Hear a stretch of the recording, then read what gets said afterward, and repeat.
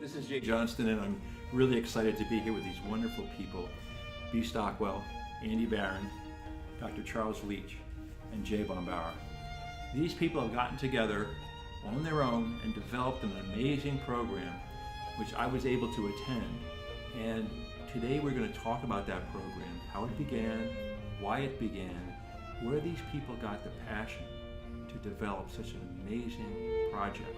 And I want you to, after seeing this, to really look carefully in your own lives as to how important history is and how important it is to remember.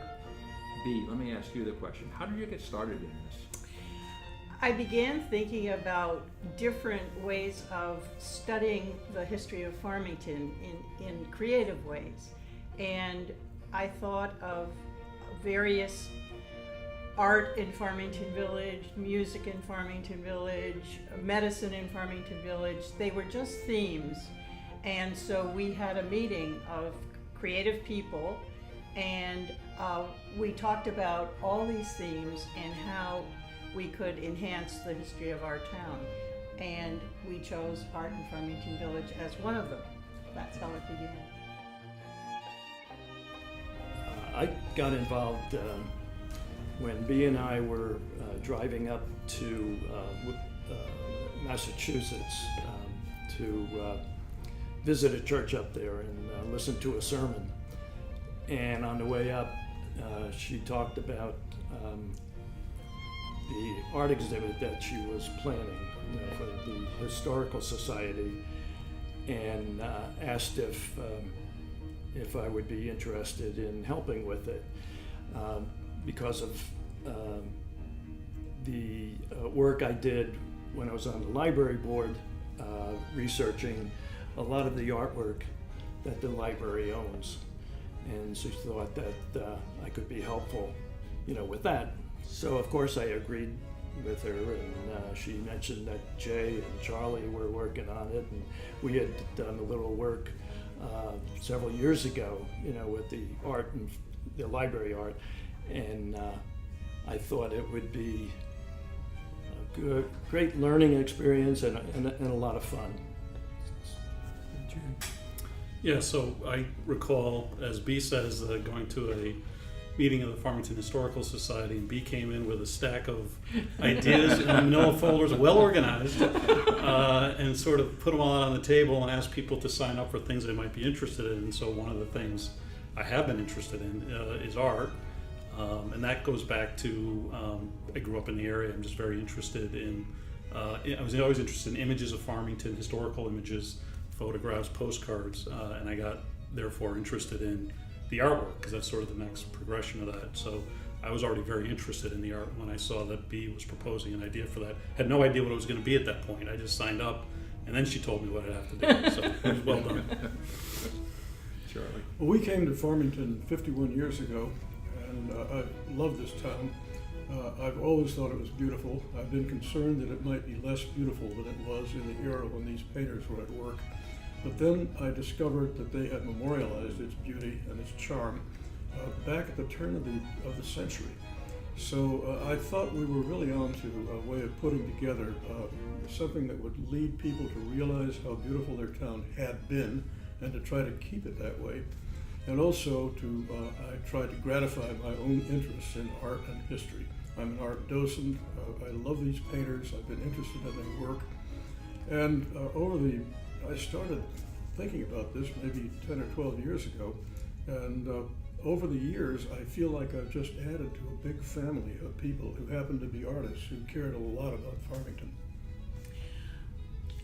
There had been articles written for Farmington Historical Society members, and I had been collecting these, and among them were a few articles about specific artists in town. And so that night that Jay was talking about, where we all came together, in the art folder, I had put a number of these write-ups, and Charlie had been the author of many of them.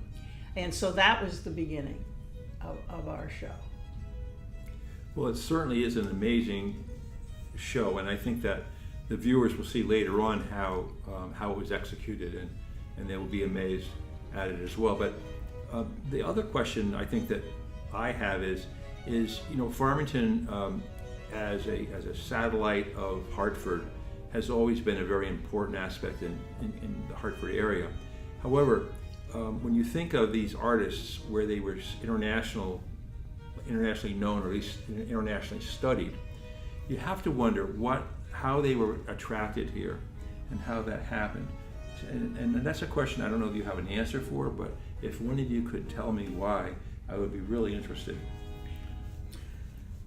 Well, if I could respond, it just occurred to me that there's an analogy between what these artists did and what we call chain migration, where one person will move to a new area. Let's say someone came here from Italy. They write home and say, it's really great there, come on over and we can all be successful and have a little community. And so the artists did the same thing.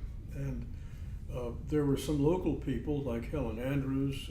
Robert Brandegee grew up in Berlin, but he was a local guy really.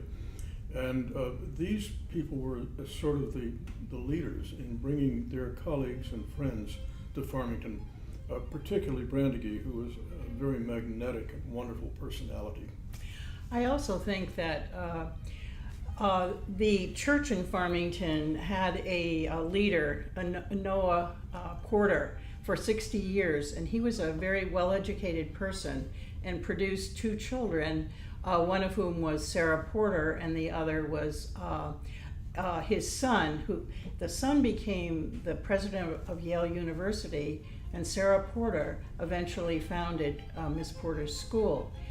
And I think that there was a renaissance in Farmington at the time that these people were living in the 1860s, around in that area of time. And I think that that was the nucleus of people who were thinking about changing life after the Civil War and making the importance of the surroundings become important to people. It was soothing, and it was also responding to what was happening in the art world in Europe. And I think Miss Porter's school, had played a part in that, also attracting, people from the arts. Brandegee taught at Miss Porter's. Karl Clauser came up, I think, from New York to lead the music department, and Helen Andrews, Charlie mentioned, went to Miss Porter's, and I believe, studied under Brandegee. So I think, Miss Porter's and those people being recognized in Farmington, it probably helped to attract people here. In the 1790s, Farmington was the largest town in the state of Connecticut, and later on, Hartford was one of the wealthiest cities in the country, and so this helped support artists, and the bucolic scenes in Farmington drew them to Farmington, as well as the importance of Brandegee and his friends, etc. So that a lot of things came together at the right time. And there were two periods around the Civil War, just after the Civil War, and then in the 1890s, when we really were a colony of artists. Yeah, and I would add to that maybe goes back even to what Charlie was saying about chain migration. I mean, one of the reasons I think that Farmington itself, a practical reason why people were attracted to it was between Boston and New York, extremely easy to get to New York. In fact, Brandegee kept a studio in New York for a long time when he was living in Farmington. Other artists did as well. Also, as B said, you did have a wealthy community, if not in Farmington, at least in Hartford, and these people were coming to sell their works. If you look through the old Hartford Currents and whatever, you see many gallery showings and advertisements for sale of the Hudson River artists, as well as later for the other artists, which attracted artists here, and also attracted several and created several good art schools out of Hartford, which again attracted a lot of artists, or trained a lot of artists who grew up in the area, that then expanded upon what they were doing. And the trolley connected Hartford with Farmington, and so the artists were able to just hop on the trolley and come out and do their work. Paint in the country. Yes. Plein air. Yes. Now that we know how this all began, we are going to take an excursion, a virtual tour of the wonderful show that these people have put together. So I want you to sit back and listen to the wonderful narration of Dr. Leach as we go through the most important paintings of that collection. I'll start out at the very beginning of our show with the two little Mix daughters. These were the daughters of John Mix, who had a home right next to Memento Mori, our old graveyard. And these are Sarah and Catherine Mix. They were 17 months and 6 years of age, and they were painted by Richard Jennis, Jennys. He was an itinerant, what was called a limner, Limner, who traveled from town to town offering to make portraits of family members for the equivalent of about $15 a shot. These little girls were painted in Farmington in 1794. Jennis was well known for creating some of the best of the limner portraiture. You'll notice that these figures are full-bodied, they're beautifully colored, their expressions are meaningful, and all in all, I think they're very charming.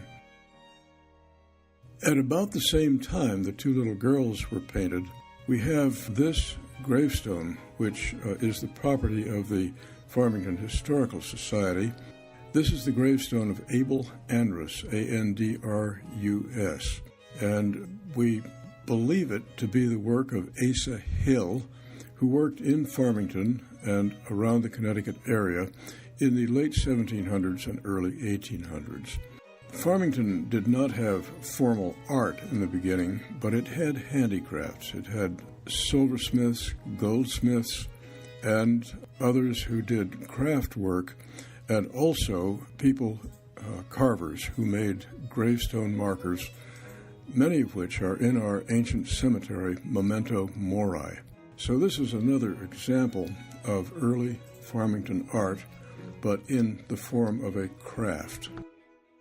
Coming up into the 19th century, we had around the 1860s a flowering of art in Farmington, and the first of our little artist colonies that developed here. Painters in that colony were James MacDougall Hart, James Renwick Brevoort, Maria Gorsuch, and others. This is the painting of the Farmington River by James MacDougall Hart.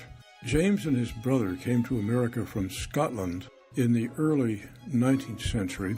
Initially, they painted coach decorations over in Albany, later studied fine art, and became painters of landscapes and most particularly painters of cows.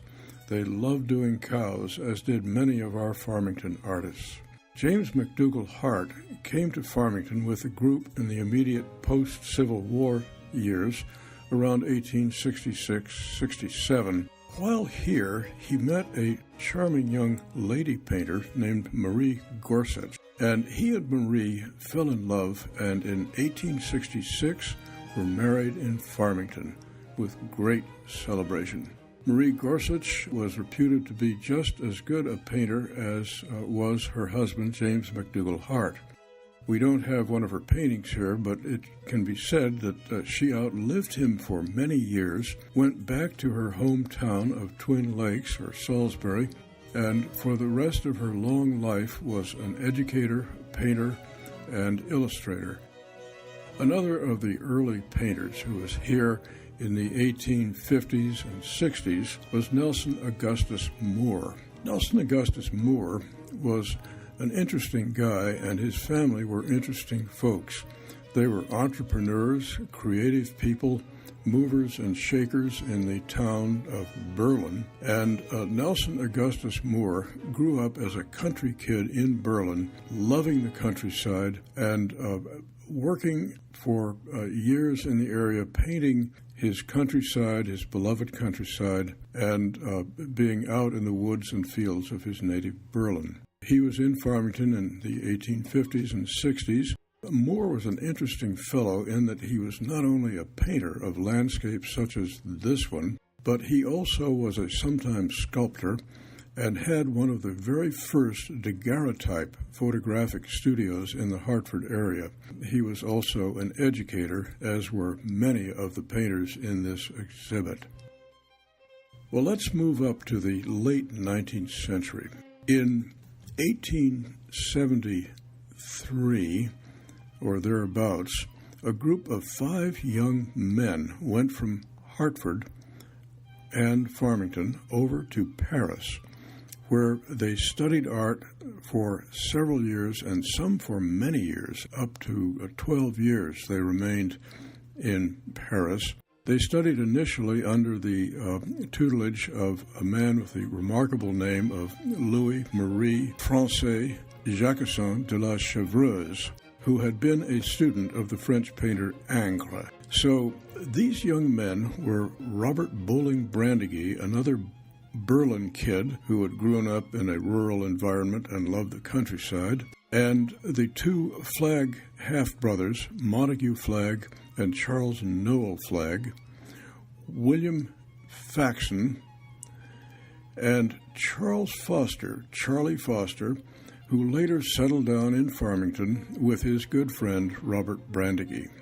The group came under the influence particularly of the Barbizon School and its tonalist offshoot, and they returned to Farmington in several roles. We'll go first to Robert Brandegee. Brandegee was a member of a distinguished Berlin family. His brother became town clerk of Farmington. They intermarried with the Barney family in Farmington. And Brandegee actually came here to teach at Miss Porter's school. He worked there for something like 25 years. He did landscapes, he taught in Hartford, and brought his art students to Farmington to paint. Brandegee was also under the influence of the so-called PreRaphaelite School. This was a British development. The PreRaphaelite painters stressed the representation of mythology and ancient history in their paintings, but also required great precision in the painting of natural subjects such as plants, flowers, dead birds, and so on. Brandegee, having spent lots of time out in the rural areas around Berlin, was particularly adept and interested in painting natural subjects. This is an example of the PreRaphaelite aspect of Brandegee's painting.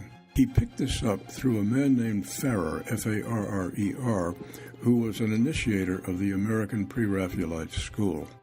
This is a watercolor, beautifully detailed, of strawberries, and next to it we had hung one of Farrer's paintings of blackberries, which shows the close relationship between his work and that of Brandegee. Here we have Brandegee's painting of the bend of the Pequawbuck River. The Pequawbuck runs into the Farmington down by the cornfields, and Brandegee and his students were down there a great deal. This is an area you can still walk down to. It's grown up a bit to brush, but it's still clearly recognizable. Brandegee referred to it as his commercial bend of the Pequawbuck because he said that when he needed some money, he would do another painting of it, and that would sell. Brandegee had close companions in France when they were with Chevreuse in Paris. Charles Noel Flagg returned with the others to New York initially, and then to his native Hartford, where he founded an art students' league that taught young men who wanted art instruction but were working during the day to be painters, and some of them professional painters. Flagg is shown by this painting, done many years later by his student, James Britten. Flagg was, as you can see here, rather stern and demanding, but an excellent teacher who founded essentially the careers of many painters in the Hartford-Farmington area and more widely in the nation. We don't have a painting in this set of Charles Noel Flagg's brother Montague, but Montague is the charming older brother who went with Charles Noel Flagg to Australia during the Civil War years, and then returned to New York City with his young French-born bride Elise, and he became there a well-known and respected painter of portraits, at least one of which hung in the Metropolitan Museum. So this group of painters were not only well-known and admired locally, but they were very distinguished and recognized nationally. I'll take you to another one of this group. Several of these guys painted self-portraits, and this is Charlie Foster's self-portrait. Foster had been in Paris with his 4 compatriots and returned to live in Farmington. Brandegee moved back to Farmington. Foster, who admired him tremendously, also moved back to Farmington and in fact had a studio on Mountain Road just about a quarter-mile away from Brandegee's. They socialized together and also frequently saw the Flagg brothers as well. Charlie Foster was a quiet-living man. He was a bachelor, rather a spiffy dresser who always, when outdoors, wore a fancy golf cap.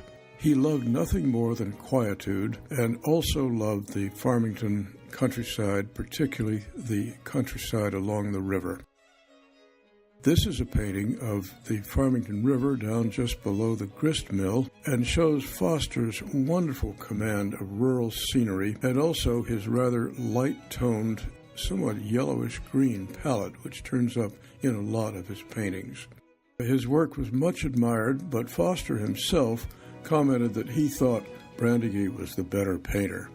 Flagg's students would come out from Hartford and loved to visit Brandegee and Foster in Farmington, but when they went to see Charlie Foster, they took great delight in kind of teasing him. He loved to live quietly, and having a bunch of students around asking him questions wasn't his idea of a good time. So they played with Charlie Foster and often piqued him by teasing him. One of the students in Charles Noel Flagg's school was James Britten. Britten became a very distinguished painter, art critic, and also was a pretty good musician. He kept an incredibly interesting diary, which is now in the Smithsonian, and which documents the Farmington-Hartford history of the art colony years. This is a painting which, for us in Farmington, is a very important example of James Britten's work. This is a painting of Henry Hall Mason. Henry Hall Mason was a polymath, a real genius, an outdoorsman, a conservationist, a very competent instrument maker who made the cello, which is in our exhibit, and you can see it poking up at the corner of this painting. And he was also an architect who designed private homes and designed St. James's Church, where, incidentally, Brandegee had a fresco that even today is seen in the sanctuary high above the altar.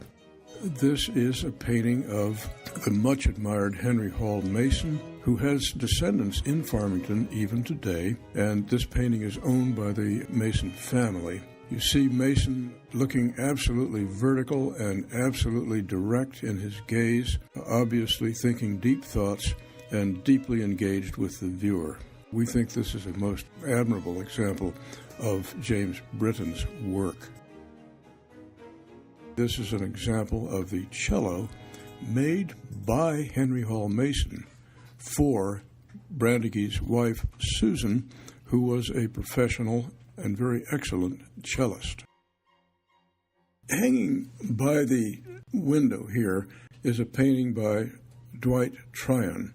Like Brandegee and Nelson Augustus Moore, Tryon was a country kid who grew up in East Hartford under poor circumstances. His father died young. He became what was known as a tonalist painter, who conveyed the emotionality of the image they created with a sort of hazy overall appearance and somewhat uniform tonal quality, and created very moving and very beautiful work. He taught a couple of our painters, including Alan Butler Talcott. Talcott was particularly fond of painting trees. Here you see a very dark treescape, we can call it, borrowed for our exhibit from the Mattatuck Museum. Here you see another Talcott painting called Cedars, which was probably done at Old Lyme. He was part of the Old Lyme group as well as the Farmington group of artists, and unfortunately died in his 40s, depriving us of a great talent who was thereby lost to history. This group of painters were not only professional artists and teachers, but they were also organizers of art institutions. This painting is by James Britten and is commemorating here in his painting called Council of Artists, a part of the group who founded the Connecticut Academy of Fine Arts in 1910. This painting is a reminiscence done 10 years later, but it shows several of the people who are important in our exhibit. Starting from the left, we see Charlie Foster, and then there's Brandegie in his later years. He died in 1822, looking bearded and serious. And here is another man that we'll meet in a moment, Henry Cooke White, who was a particular devotee and student of Dwight Tryon, and in fact was his biographer and his lifetime sailing companion and friend. And here we see the almost same image that James Britten had done of Charles Noel Flagg somewhat earlier. Here is Daniel Wentworth, a serious-minded down Mainer who, like Charlie Foster, liked a quiet life and loved doing rural paintings.